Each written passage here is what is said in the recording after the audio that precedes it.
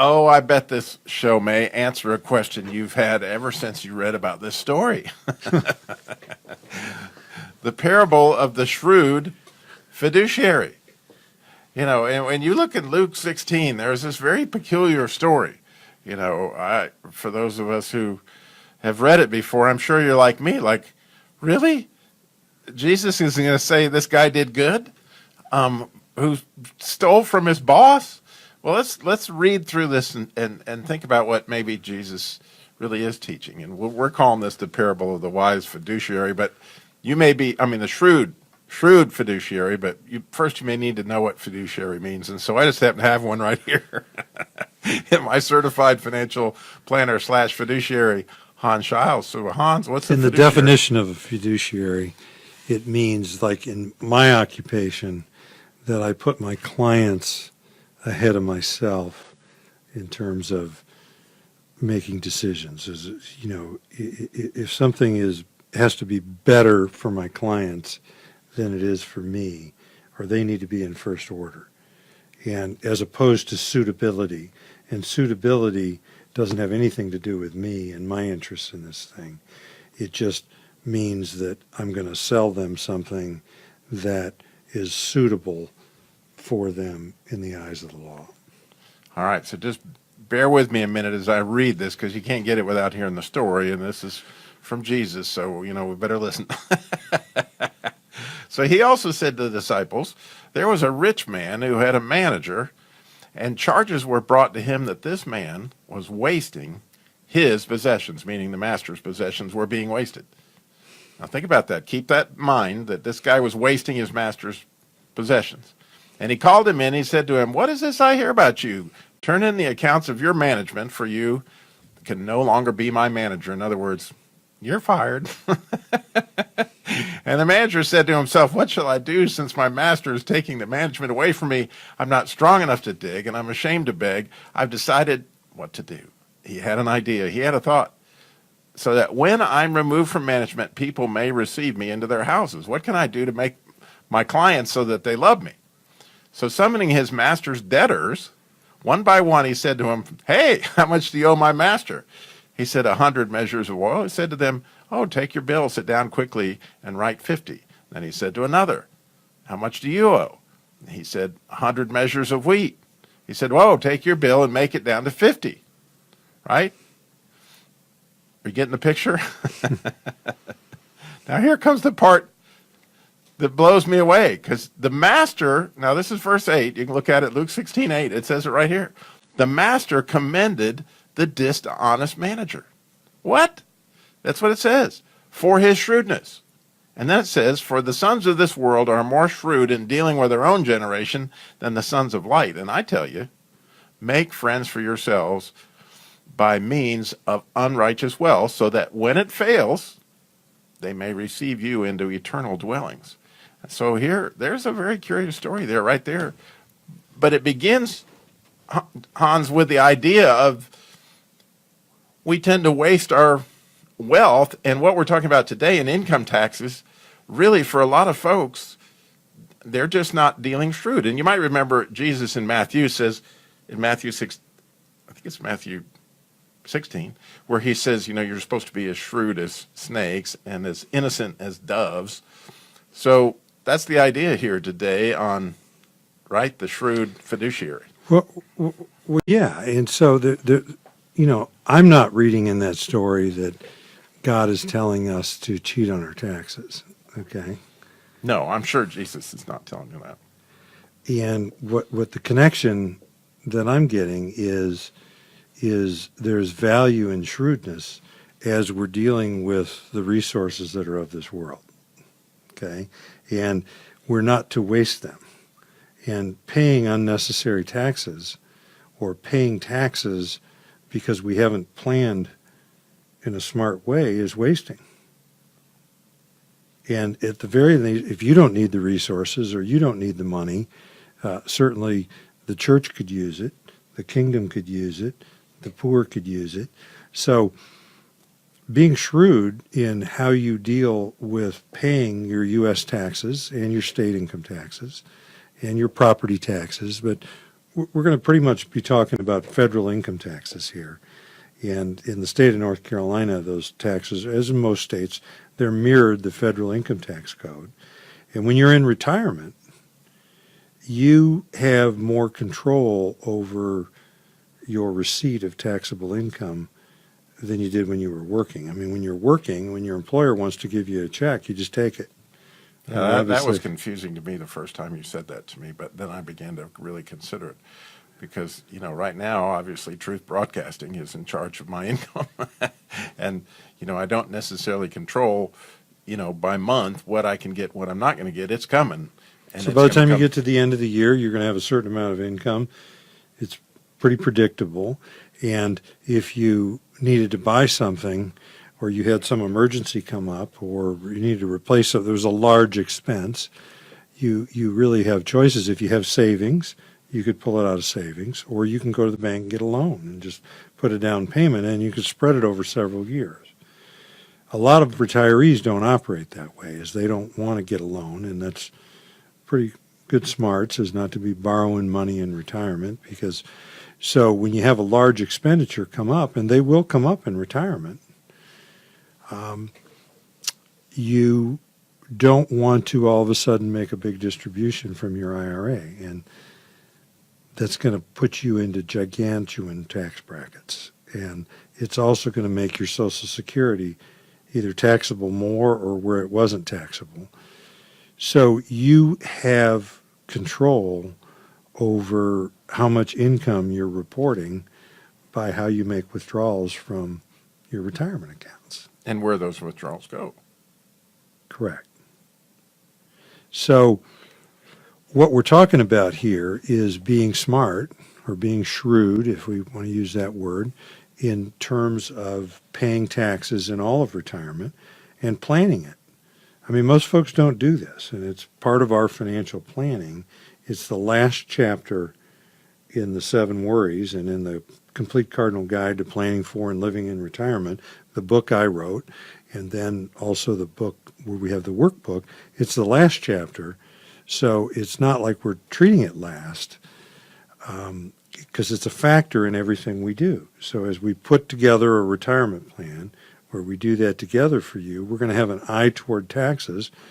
And most folks, their goal is to pay the least amount of taxes they can in retirement. Right. And the idea of spikes and keeping those somewhat to a minimum, if at all possible. And yeah, I mean, I've got several stories in the books, and stories with clients that all of a sudden their children go through a very difficult, you can call it disaster, or there's something where all of a sudden we're going to go to the only place that there's money is mom and dad. That money that you had set aside for me in my IRA, I really could use some of it now, and parents will come to their aid. And so all of a sudden they need $50,000. And then you come to me and you say, well, we got to draw out 80 out of the IRA if that's the place we're going for it, because we got to pay 30 in taxes to net 50. And then now we've pulled 80 grand out of our IRA. That's going to get added on top of all the other income we have year to year. And so we might have a $110,000, $120,000, $130,000 income. Well, let's say I just go to you with that scenario. Okay, I need 50 grand. My kids are, they're losing their house, and I feel obligated. What would you recommend to me? Well, I mean, so if you're bringing me the situation, and this is the first time I've talked to you, then I'm going to recommend that you withdraw the 80 grand, pay the 30 in taxes, and pay the extra in taxes, and take the 50 grand and get it to your kids. It wouldn't be smart. I'm just curious, because I'm just sitting there analyzing the situation and going, would I be better off to go borrow the money? Possibly. I mean, that would be another alternative. Okay. I'm going to let you bring that up. I'm not going to come out with a recommendation of that, but it might be smarter if you truly needed the dough to borrow, like, for the $50,000. Because the interest would be a lot less than 30 grand. I'm thinking. It would, well, the interest, but you're going to have to pay.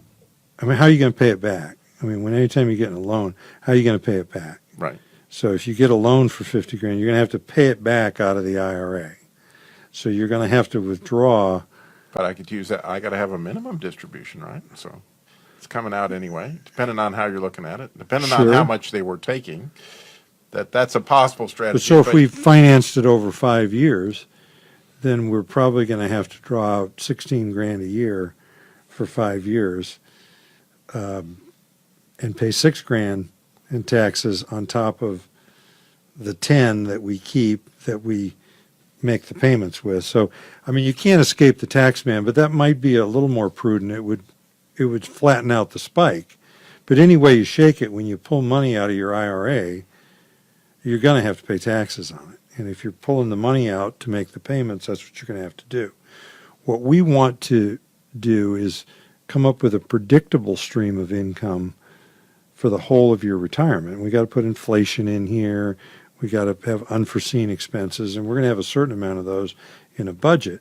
Well, say you saw me 5 years before I needed the 50 grand. Okay. Then what do you now recommend? we're talking. Okay. Well, first of all, I'm going to have to point out to you, and I will point out to you, that you might need 50 grand for some unforeseen amount. I mean, you've got all this savings, and by then I'm going to learn that you have $280,000 in your IRA, and I'm also going to learn that you've only got $7,000 in your savings account. So right off the bat, I'm going to look at this.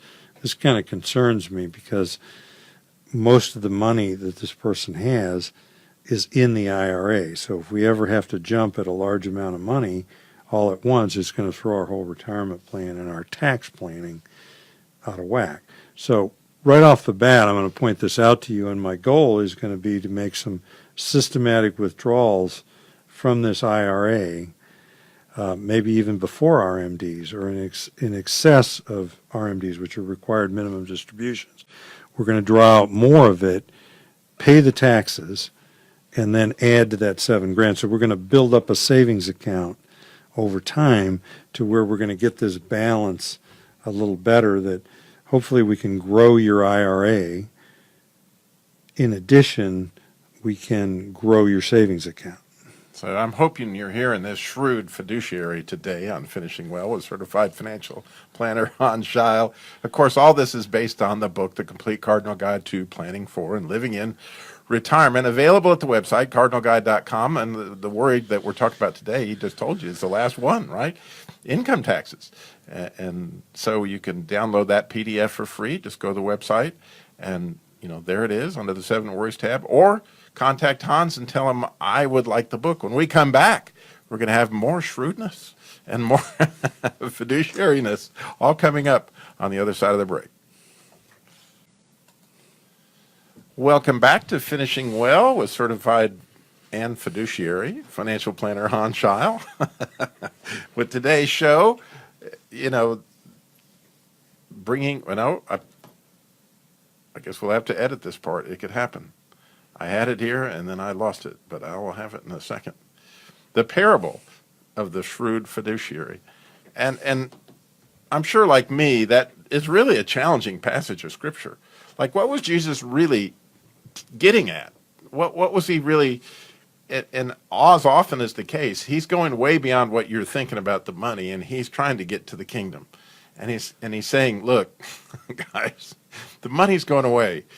It's going to be burned up. All the gold, all the cash, it's going away. So why not use that?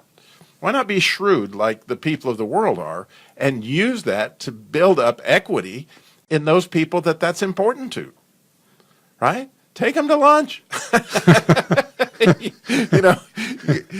Like your grandchildren. Yeah, like your grandchildren.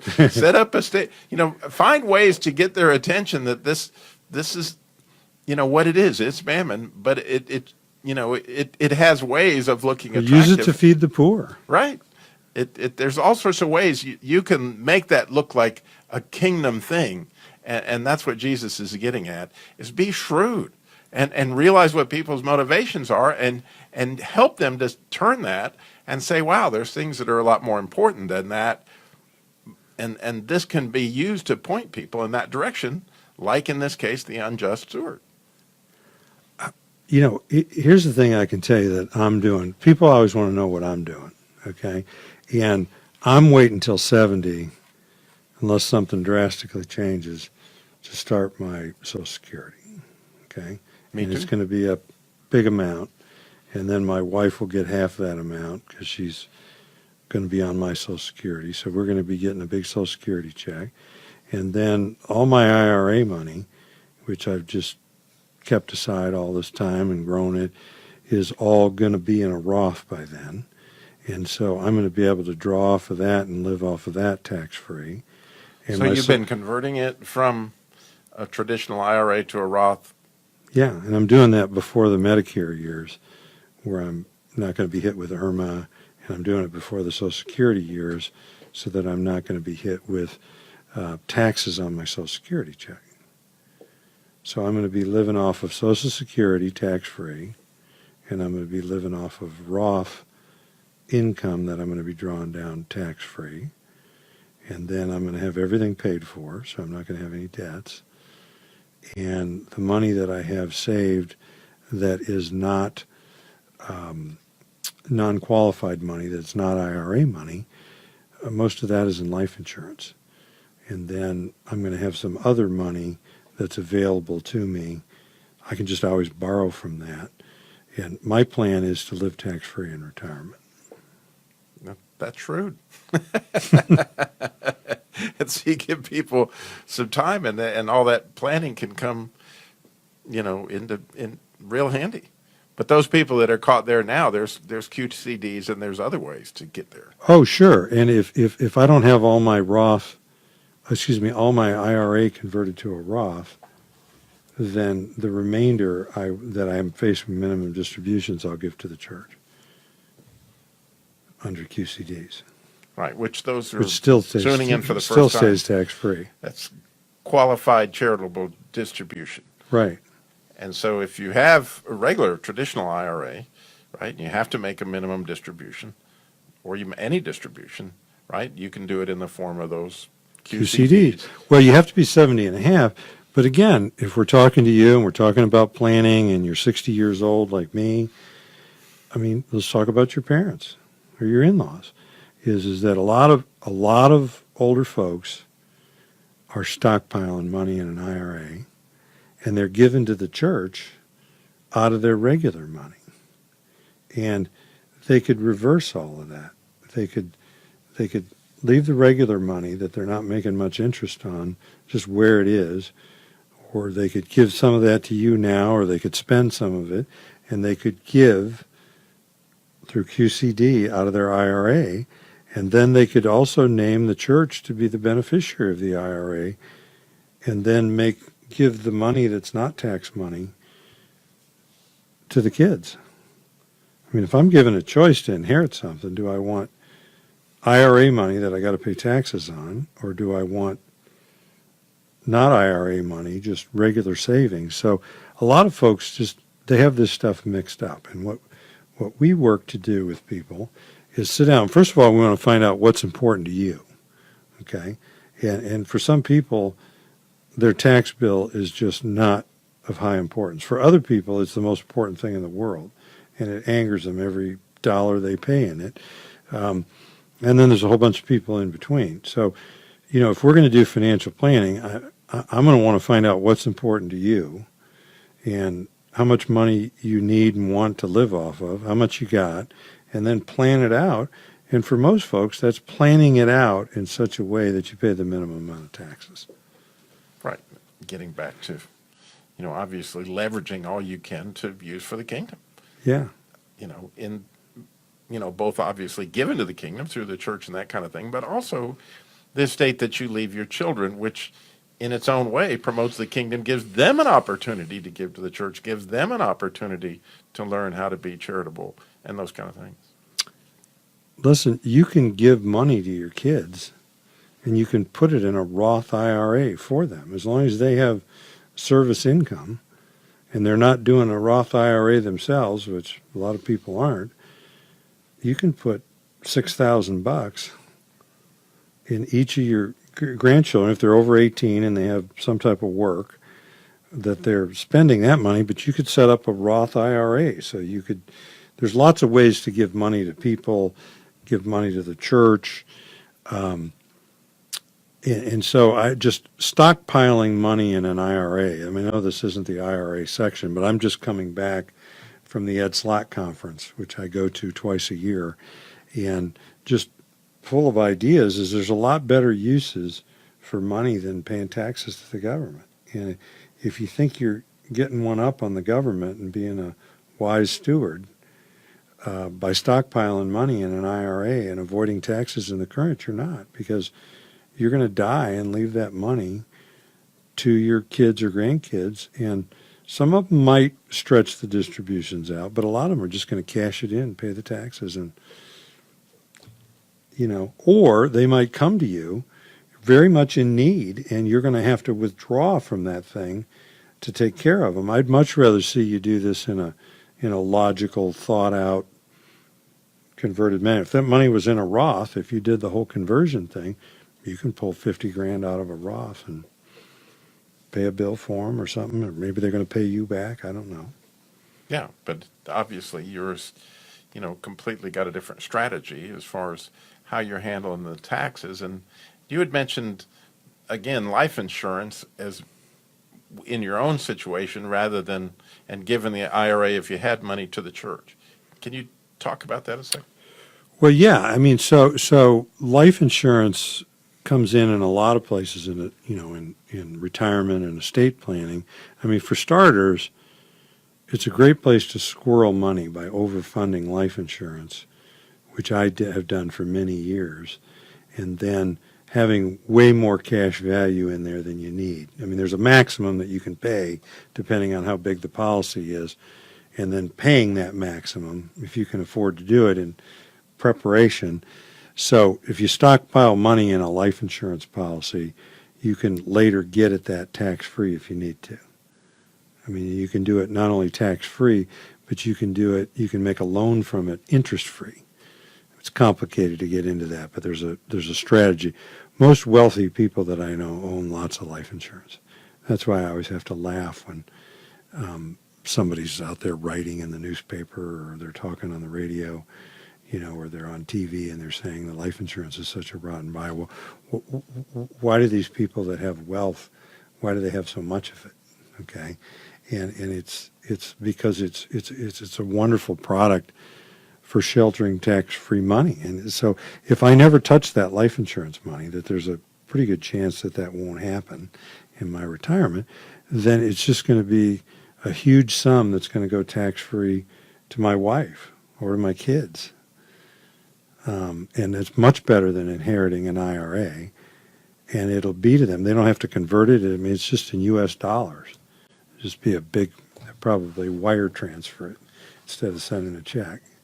Well, I know that there's got to be a strategy with long-term care in taxes as well, and we had discussed that. So, and you just came back from Ed Slott. I'm curious what you may have there. Oh, yeah. I mean, so I can marry the subject I was just in with life insurance, is that you can buy a life insurance policy that will pay for long-term care if you need it. And if you don't need long-term care, then it'll pay out the money that you paid into it plus a bunch more to your beneficiaries. It's kind of like use it or lose it. Whereas regular long-term care, you're going to, if you pay premiums on it for all the years and then you don't use it, I mean, you're not going to know, but you're going to effectively have gotten nothing out of it. With the life insurance long-term care, you can get the long-term care benefit if you need it, but if you don't need it or you don't need all of it, it's going to be a nice death benefit that goes tax-free to your kids. So that might be a strategy as I'm sitting there listening, thinking, wow, you've got, you're 55 and you got a bunch of money in a traditional IRA. You could begin to distribute that money into a life insurance policy, right? That would...